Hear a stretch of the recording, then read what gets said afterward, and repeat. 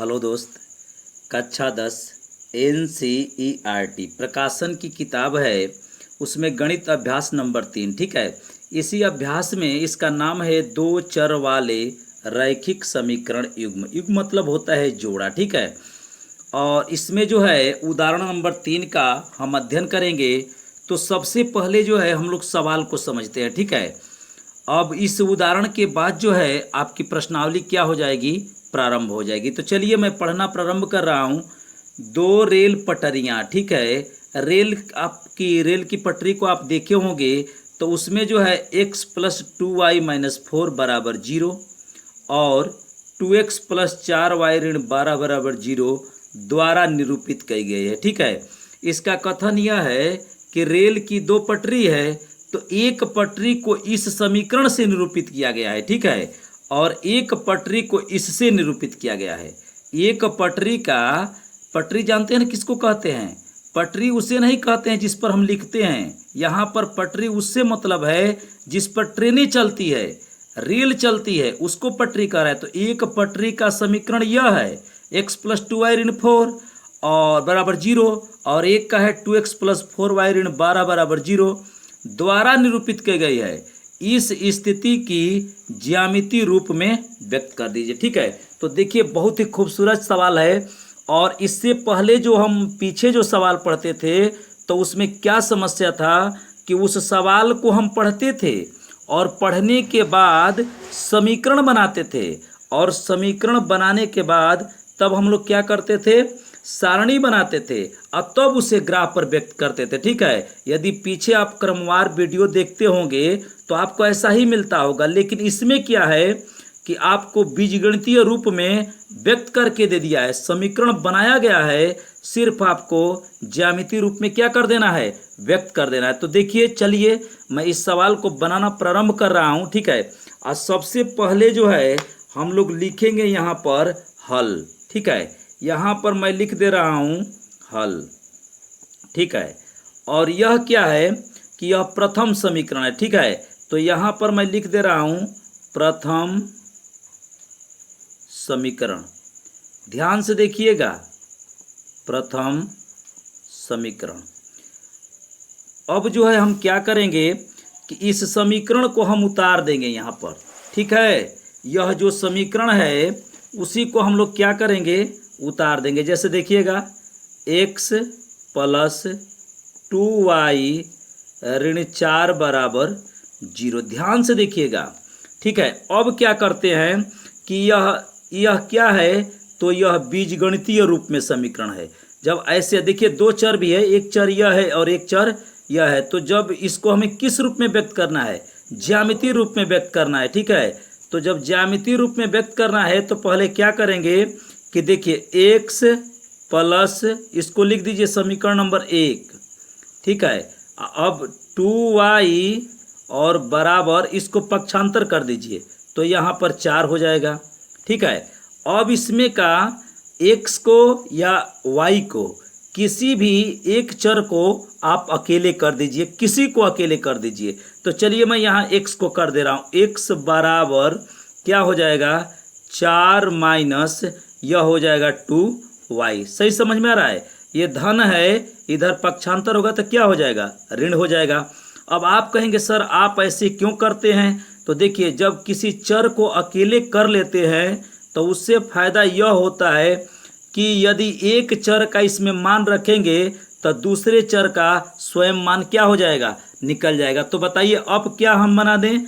अब जो है हम बनाएंगे यहाँ पर सारणी, ठीक है। सारणी बनाएंगे। सारणी बना के क्या करेंगे, तो सारणी बना करके हम बिंदु निकालेंगे। क्या निकालेंगे? बिंदु। देखिए अब यह देखिए ऐसे दो हम बना देते हैं यहाँ पर, ध्यान से देखिएगा। और इसमें किसी में एक में x लिख देंगे और किसी में y लिखेंगे। ये मैं नहीं कहूँगा कि आप इसमें x लिखेंगे और इसमें y लिखेंगे, किसी में लिख दीजिए। चलिए इसमें मैं x लिख देता हूँ और यहाँ पर क्या लिख देता हूँ, y। अब देखिए इसमें जब हम y का मान रखेंगे, y का, ठीक है, तो x का मान क्या हो जाएगा, निकल जाएगा। और इस सारणी को क्या कर देंगे, भर देंगे और हमें बिंदु क्या हो जाएगा, प्राप्त हो जाएगा। तो देखिएगा ध्यान से यहाँ पर, ठीक है। देखिए यह x बराबर 4 ऋण 2y जो है इसको मैंने यहाँ पर लिख दिया है और पुनः यहाँ पर भी लिख दिया, ठीक। अब इसमें क्या करेंगे कि y के जगह पर हम मान रखेंगे तो x का मान क्या हो जाएगा, निकल जाएगा। अब मैं आपसे पूछ रहा हूँ कि इस y के जगह पर हम क्या रखें, बताइए। 1 रखें, 0 रखें, कि ऋण 1 रखें, कि 2 रखें, कि 10, 20, 50 क्या रखें, बताइए। आपकी मर्जी, आपका जो दिल करे वह रख दीजिए, क्योंकि किसी भी मान के लिए यह क्या होगा, संतुष्ट करेगा, ठीक है। तो हम क्या करते हैं, तो हम तो छोटा ही रखेंगे, हम छोटा छोटा मान रखेंगे, ठीक है। तो इसमें बताइए इस y के जगह पर हम क्या रख दें, तो हम तो रखेंगे 1।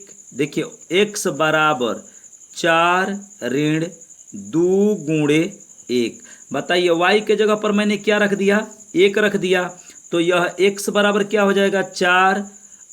ऋण में धन का गुणा होगा, ऋण होगा, 2 में 1 का गुणा करेंगे 2 होगा। किसी भी संख्या में 1 का गुणा करते हैं तो वही संख्या क्या हो जाती है, प्राप्त हो जाती है। x बराबर बताइए 4 में से 2 जाएगा तो क्या होगा, 2 होगा। एक हमें बात बताइए कि आपने y के जगह पर क्या रखा था, 1 रखे थे।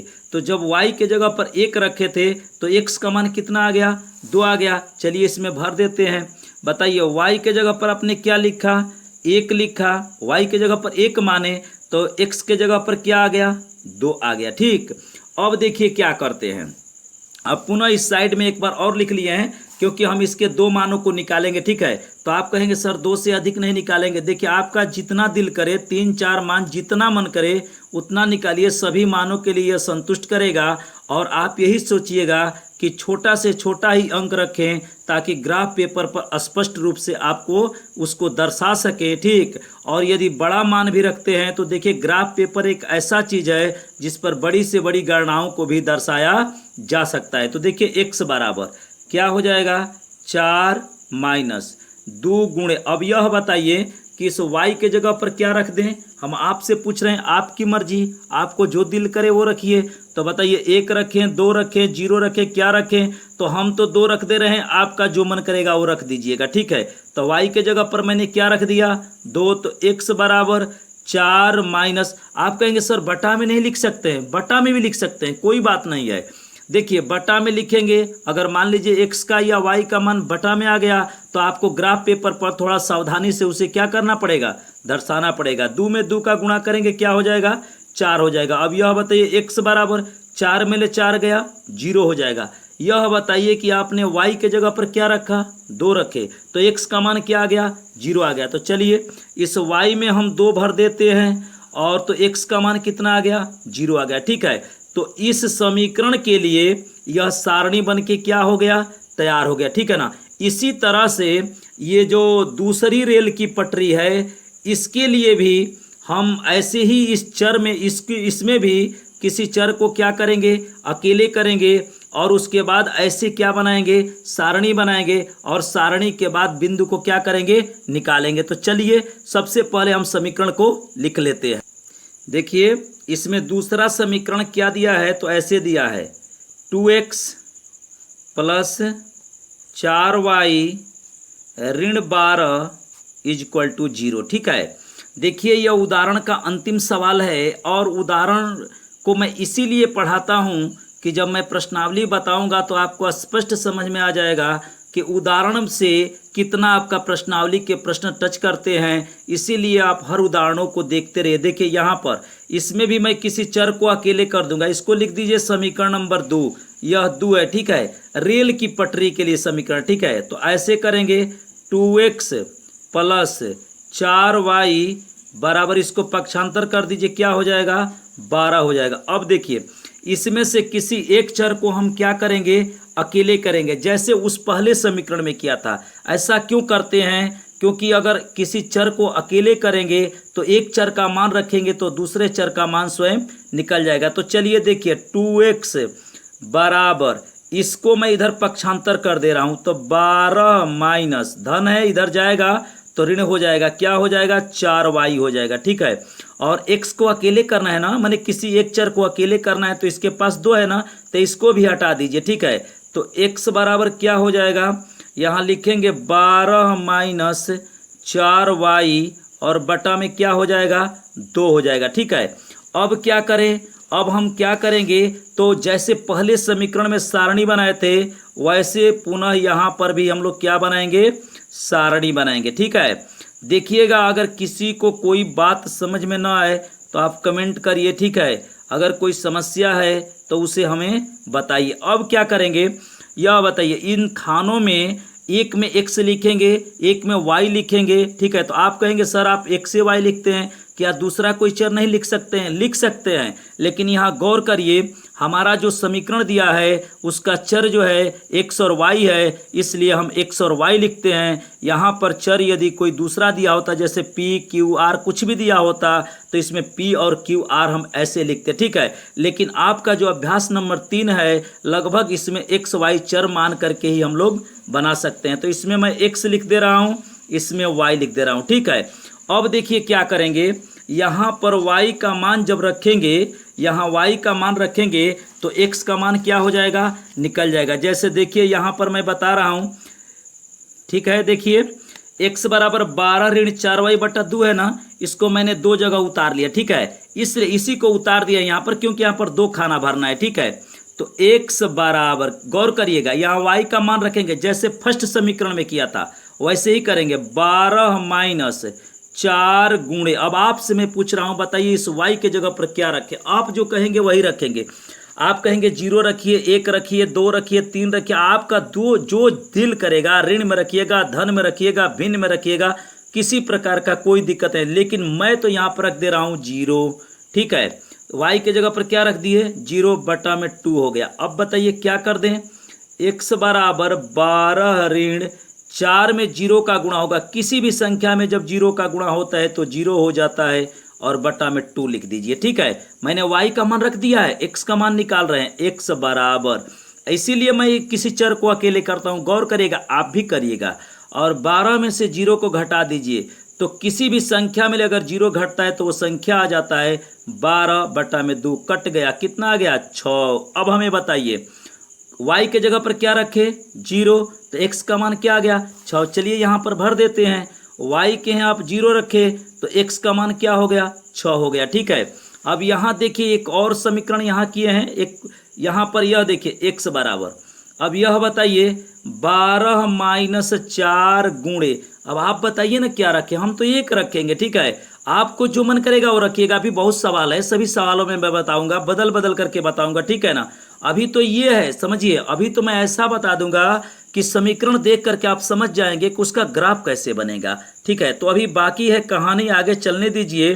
x बराबर यह हो जाएगा 12 और 4 में 1 का गुणा करेंगे, ऋण है धन है, यहाँ पर देखिए कुछ नहीं तो धन है, बीच में गुणा है तो ऋण में धन का गुणा होगा तो ऋण होगा, 4 में 1 का गुणा होगा तो 4 होगा, बटा में 2 हो जाएगा। ठीक है, अब बताइए x बराबर 12 में से 4 गया 8 और बटा में 2 हो जाएगा, कट जाएगा, तो बताइए x बराबर क्या आ गया 4 आ गया। ठीक, आपने बताइए y के जगह पर क्या रखे 1, तो x का मान क्या आ गया 4 आ गया। तो चलिए y वाला में 1 भर दीजिए और x वाला में 4। आप कहेंगे सर 4 को इसमें और 1 को इसमें, नहीं, कभी ऐसा गलती मत करिएगा, जिसका जो मान भर रहे हैं उसी सारणी में उसको भरिएगा। ठीक है, अब देखिए एक चीज मैं बता दे रहा हूं, अब यह जो समीकरण का यह बिंदु आया है, ठीक है, इसको और इसको हम ग्राफ पेपर पर क्या करेंगे, निर्देशित कर देंगे, दर्शा देंगे। लेकिन एक चीज मैं बता दे रहा हूं, ठीक है, देखिए कि किसी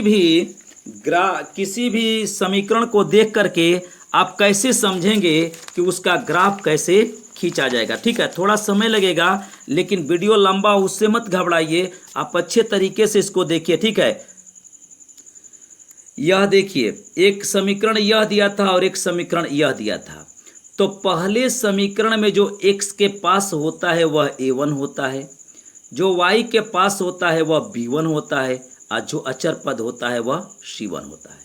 दूसरे समीकरण में x के पास जो होता है वह a2 होता है, y के पास जो होता है वह b2 होता है और अचर पद क्या होता है c2 होता है। तो यह समीकरण नंबर 1 है और समीकरण नंबर 2 है।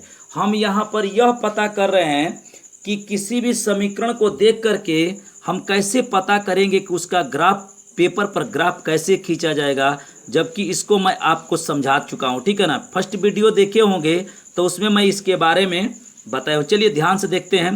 तो बताइए, ये सर आप कहेंगे सर इसको A1 B1 C1 मानते हैं, इसको A2 B2 C2 मानते हैं, क्या इसको नहीं मान सकते हैं A1 B1 C1, इसको A2 B2 C2 मान सकते हैं, किसी को मान सकते हैं। देखिए यह पहला समीकरण, इसलिए मैंने उसको A1 B1 C1 मान दिया और इसको A2 B2 C2। अब ध्यान से देखिएगा, बताइए इसके आगे क्या है। देखिए एक चीज़ मैं बता दे रहा हूँ, यहाँ पर है 1/2। यहाँ देखिए गौर करिए, ये इसको लिख सकते हैं ऐसे, A1/A2 बराबर B1/B2 बराबर C1/C2, ठीक है। अब देखिए A1/A2 बराबर B1/B2 बराबर C1/C2, और पुनः लिखिए A1/A2 बराबर B1/B2 और बराबर C1/C2। देखिए यह समीकरण जो है यदि इस प्रतिबंध पर सेट हो जाएगा, ठीक है ना, अर्थात कहने का मतलब देखिए ये A1 है, यह A2 है, यह बटा में यह रखेंगे, यह B1 है, यह B2 है, इसको रखेंगे और C1/C2 रखेंगे। यदि तीनों का मान बराबर हो गया, ठीक है, तो ग्राफ पेपर पर जब ऐसे ग्राफ बनाएंगे ना, ऐसे देखिए चतुर्थांश बनाएंगे, और इस समीकरण के लिए जब बिंदु निकाल करके ग्राफ खींचेंगे तो कहीं पर सीधा रेखा बनेगा, कहीं पर भी या तो इधर आए या इधर आए या यहाँ से इधर जाए, कहीं पर एक सीधा रेखा बनेगा इस समीकरण के लिए। और देखिए इस समीकरण का भी बिंदु निकाल करके जब ग्राफ खींचेंगे तो इसके भी बिंदु या इसके भी जो रेखा खींचेंगे वह एक दूसरे के ऊपर से हो करके जाएगा। कब? जब यह तीनों बराबर हो जाए तब, ठीक है। अब गौर करिएगा, यदि A1 है यहाँ पर, यह A2 है, यहाँ पर B1 है, यहाँ पर B2 है, ये दोनों बराबर हो जाए, जैसे देखिए यह दोनों बराबर हो जाए, इस पर बराबर हो जाए, यह A1 A2 B1 B2 C1 C2 का मतलब समझ रहे हैं। देखिए A1 का मतलब x का गुणांक, A2 का मतलब नीचे वाला x का गुणांक, और B1 का मतलब y का गुणांक, और B2 का मतलब यह y का गुणक दूसरे समीकरण में का, यह C1 C2 है। तो मान लीजिए कि यह दोनों बराबर हो जाए, शुरू का यह दोनों बराबर हो जाए, और यह लास्ट वाला देखिए नहीं देखिए ये शुरू का दोनों नहीं बराबर हो के, जैसे ये 9 बराबर हो, ठीक है, यह बटा में यह और यह बटा में यह नहीं बराबर है, यह आपस में 9 बराबर रहे, तो जानते हैं इसका ग्राफ कैसे खींचा जाएगा। पहले तो चतुर्थांश पर आप ऐसे लाइन बनाते हैं, ठीक है ना, और जब ये दोनों शुरू वाला नहीं बराबर होगा तो देखिए इस समीकरण के लिए एक रेखा खींचेंगे, कहीं पर भी खींचेंगे, अपने मन से नहीं खींचेंगे, बिंदु निकाल के खींचेंगे। तो मान लीजिए मैंने ऐसे खींच दिया, हम तो बता रहे हैं ना भाई कि कैसा बनेगा, और इस समीकरण का भी बिंदु निकाल करके जब खींचेंगे ना तो इस रेखा को एक और समीकरण खींचेंगे तो वह रेखा जो है एक दूसरे को क्या करेगी, काटेगी। कब? जब यह शुरू के दोनों बराबर न हो तब, ठीक है। थोड़ा समय लग रहा है लेकिन कोई बात नहीं। देखिए और फिर क्या कह रहा है कि शुरू का देखिए ये दोनों बराबर हो लेकिन यह बाद वाला बराबर न हो। अगर ये लास्ट वाला बराबर न हो तो इसका जानते हैं कैसे, पहले इस तरह से चतुर्थांश बनाइएगा, और जब चतुर्थांश बना लेंगे तो देखिए इस रेखा, इस समीकरण के लिए एक रेखा खींचेंगे। जैसे मान लीजिए यहाँ खींचिए भाई, यहाँ खींचिए भाई, यहाँ खींचिए, कहीं खींचिए, तो मान लीजिए कि हमने यहाँ खींच दिया, ठीक। और इसके लिए भी जब रेखा खींचेंगे ना तो देखिए इससे कुछ हट के इस प्रकार से ग्राफ बनेगा। पता ये क्लियर हो गया। जब तीनों बराबर होगा तो दोनों रेखाएं एक दूसरे के ऊपर से होके जाएगी, पहले ही आप जान जाएंगे। और जब शुरू का दोनों नहीं बराबर होगा, शुरू वाला, तो इस रेखा को, इसका बिंदु जो है, इस रेखा के बिंदु को, इस रेखा के बिंदु माने दोनों रेखाएं आपस में क्या करेगी, काटेगी। यदि शुरू का दोनों बराबर हो, बाद वाला 9 बराबर हो, तो उसका ग्राफ ऐसे बनेगा, ठीक है।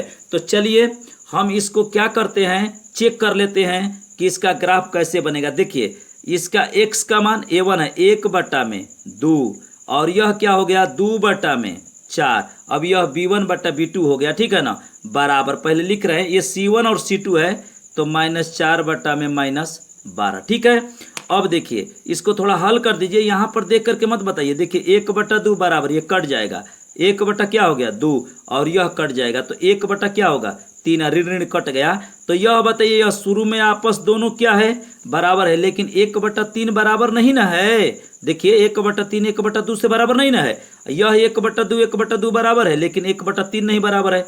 माने A1/A2 और B1/B2 ये तो बराबर है, लेकिन यह C1/C2 इनसे बराबर नहीं है। बताइए, तो यह तीनों में शुरू वाला दोनों बराबर है, लेकिन लास्ट वाला बराबर नहीं। तो बताइए इसका ग्राफ कैसे बनेगा, ऐसा बनेगा। अभी आप खींचे देखिए ग्राफ कैसा बनता है, ठीक है ना। तो चलिए मैं इसको ग्राफ पेपर पर दर्शा दे रहा हूं, ठीक है।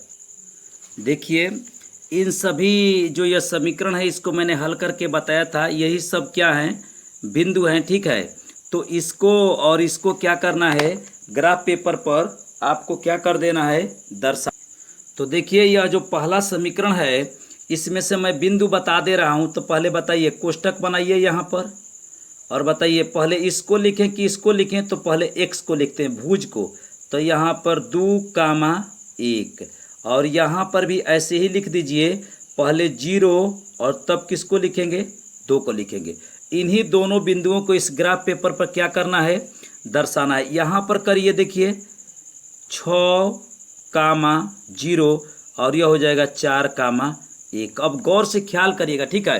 देखिए आप यहाँ पर जो है पहले से ही मैंने एक ऐसी लाइन खींच लिया जिसको x अक्ष कहते हैं, तो इसका नाम x मैं रख दे रहा हूँ और इसको x डैश लिख दे रहा हूँ। अब देखिए ये जो ऐसे मैंने लाइन खींचा है इसको y लिख दे रहा हूँ, और नीचे जो है क्या लिख दे रहा हूँ, y डैश लिख दे रहा हूँ, ठीक है। एक बात और ध्यान से देखिएगा, अब जो है इसमें देखिए सबसे बड़ा अंक क्या है 6 है, और यहाँ पर देखिए सबसे बड़ा अंक क्या है 2 है। तो हम यह कहेंगे कि हर दिशाओं में 1 से लेके 6 तक संख्या लिख दीजिए। तो चलिए मैं लिखना प्रारंभ कर रहा हूँ, और एक बड़ा खाना बराबर 1, यहाँ पर 1, यहाँ पर 2, यहाँ पर 3, यहाँ पर 4, और यहाँ पर 5, और यहाँ पर 6 है। इस दिशा में लिख रहे हैं तो धन चिन्ह के साथ लिखेंगे। यहाँ पर देखिए -1, -2, -3, -4, -5, -6। इधर जो है एक ऋण होता है, ठीक है ना। दाएं दिशा में धन होता है, बाएं दिशा में ऋण होता है। देखिए अब नीचे लिख देते हैं, y वाला है तो ऋण 1, ऋण 2, ऋण 3, ऋण 4, ऋण 5, और ऋण क्या हो जाएगा 6। एक बात ख्याल करिएगा, ये मैं समान दूरी पर लिख रहा हूँ, ठीक है, समान दूरी पर लिख रहा हूँ। और नीचे ऋण लिख दिया, y वाला ऋण होता है वो ऊपर लिख दे रहे हैं। 1, 2, 3, 4, 5, ठीक है 5, और यहाँ पर क्या लिख दें 6, ठीक है। अब देखिए मैंने चारों तरफ 6 तक इसलिए लिख दिया क्योंकि यह ग्राफ पर सभी बिंदु आप क्या कर सकते हैं, आसानी से अब इसको अच्छे तरीके से क्या कर सकते हैं, दर्शा सकते हैं। तो सबसे पहले मैं इसको दर्शा रहा हूँ। देखिए पहले समीकरण के लिए 2 और 1 है, इसका मतलब कि x पर 2 चलेंगे और y पर 1 चलेंगे, और दोनों धन में चलेंगे। तो चलिए देखते हैं। देखिए x पर 2 यह और y पर 1, इसका मतलब कि यहाँ पर होगा। कहाँ होगा, यहाँ पर। तो यहाँ मैं बिंदु लिख दे रहा हूँ 2, 1, ठीक। अब देखिए क्या करेंगे, अब कितना है, देखिए 0 है और 2 है। तो हमें यह बताइए कि 0 और 2 में कौन 0 है। तो पहले x होता है ना, तो x वाला यह क्या है 0 है। तो यह बात समझिए कि इस लाइन पर तो ये होगा नहीं, x पर तो होगा नहीं, तो किस पर होगा, तो y पर होगा। किस पर होगा, y पर। y पर 2 चलना है, लेकिन धन दिशा में चलना है। तो देखिए 0 2 था ना, तो 0 x था, तो इस पर नहीं होगा, इस y वाले पर होगा। तो y पर कितना चलना है 2, तो देखिए धन दिशा में, नीचे नहीं जाएंगे, यहाँ पर। तो यहाँ बिंदु लिख दीजिए क्या 0, 2। अब देखिए क्या करेंगे, इन पहले ही मैं बता चुका हूँ कि इसका जो है ग्राफ पेपर पर ग्राफ कैसे खींचा जाएगा। अब क्या करेंगे कि यह जो दोनों बिंदु हैं, ठीक है, ये जो दोनों बिंदु हैं इसको हम आपस में क्या करेंगे, मिलाएंगे। बिंदु को देख के मिलाइएगा, बिंदु को, ये बिंदु मिलने चाहिए। थोड़ा टेढ़ा हो जाएगा तो आप उससे घबराइएगा मत, लेकिन आप सीधा कर दीजिएगा। ठीक है, देखिए इन दोनों बिंदुओं को मैंने आपस में क्या कर दिया, मिला दिया। और इस पर क्या करेंगे, यहीं पर समीकरण को लिख देंगे। किस समीकरण को, जिसका बिंदु है x + 2y और कितना है -4, ताकि यह पता चले कि इसी समीकरण के लिए ये रेखा खींचा गया। अब क्या करेंगे, देखिए अब दूसरे समीकरण का यह बिंदु है, 6 और 0 को दर्शाना है। तो बताइए 6 को किस पर दर्शाएंगे, x पर, और 0 क्या है, y। इसका मतलब इसमें क्या 0 है, y है ना, तो ये y पर नहीं होगा, ये इस पर नहीं होगा। तो बताइए किस पर होगा, तो x पर होगा। और कहाँ होगा, तो 6, यहाँ पर देखिए, यहाँ पर 6 है। तो क्या यहाँ पर लिख दें, यहाँ पर क्या लिख दें, लिख दीजिए 6, 0। देखिएगा दोनों रेखाएं समानांतर होगी, ठीक है ना, दोनों रेखाएं समानांतर होगी। पहले आप चेक कर चुके हैं, थोड़ा नियम बताने में लंबा समय लग गया। अब देखिए 4 और 1 है, 4 को इसको कहाँ दर्शाएं, x पर, और इसको y पर। पहला x होता है, दूसरा y होता है। तो यह x हो गया, यह देखिए 4 धन में है, और y हो गया 1। इसका मतलब 4 और 1 यहाँ पर होगा। तो यहाँ लिख दीजिए 4 और 1। अब क्या करेंगे कि जैसे उस बिंदु को मिलाए थे उसी तरह से आप इस बिंदु को भी मिला दीजिए। इन दोनों बिंदुओं को भी आपस में क्या करिए, मिला दीजिए। और देखिएगा अगर अच्छे तरीके से मिलाएंगे तो यह दोनों ही रेखाएं आपस में क्या होगी, समानांतर होगी, ठीक है ना। तो यहाँ पर मैं ऐसे मिला दे रहा हूँ, ठीक है। अब देख लीजिए कि जो मैं पहले कहा था कि जिस तरह से इसका ग्राफ बनेगा उसी तरह से ग्राफ बना है। बताइए यह रेखा किस समीकरण के लिए है, तो इसके लिए है, 2x + 4y और -12 = 0, ठीक है। तो इस प्रकार से जो समीकरण दिया था उसको ग्राफी विधि से हम लोग दर्शा दिए, और जो चेक किए थे उसके अनुसार यह दोनों रेखाएं आपस में क्या है, समानांतर है, ठीक है। तो नेक्स्ट अब जो है प्रश्नावली के प्रश्नों को हम लोग हल करेंगे, ठीक है।